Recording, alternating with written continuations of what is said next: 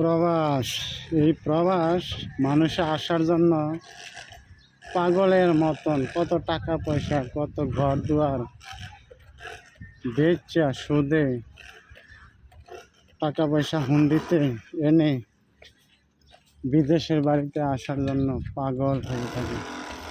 আর সেই বিদেশ এসে পরিবারকে সুখে রাখার জন্য মানুষ আমরা এভাবে বছর কি বছর বিদেশে থাইকা কাজ কাম করি, টাকা পয়সা দিয়া মানুষের মন দেখার চেষ্টা করি, যেটা আমরা ফ্যামিলি।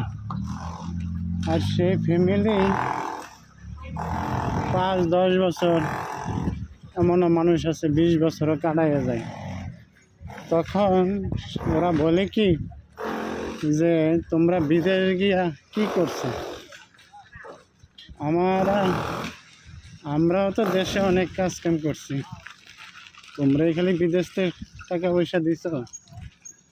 আসলে দেশ আর বিদেশ রে ভাই, বিদেশ মানুষে দেখার মতন কেউ নেই, কিন্তু দেশে একটা মানুষের পাশে পুরো একটা গ্রাম, পুরো একটা ফ্যামিলি তার পাশে থাকে। কিন্তু বিদেশ বাড়িতে আছে কেউ এরকম?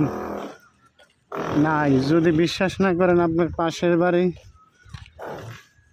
যারা দেশ বিদেশে আছে, প্রবাসে আছে, তাদের সাথে, তাদের ফ্যামিলির সাথে কথা জেনে নেবেন যে তারা কিভাবে থাকে।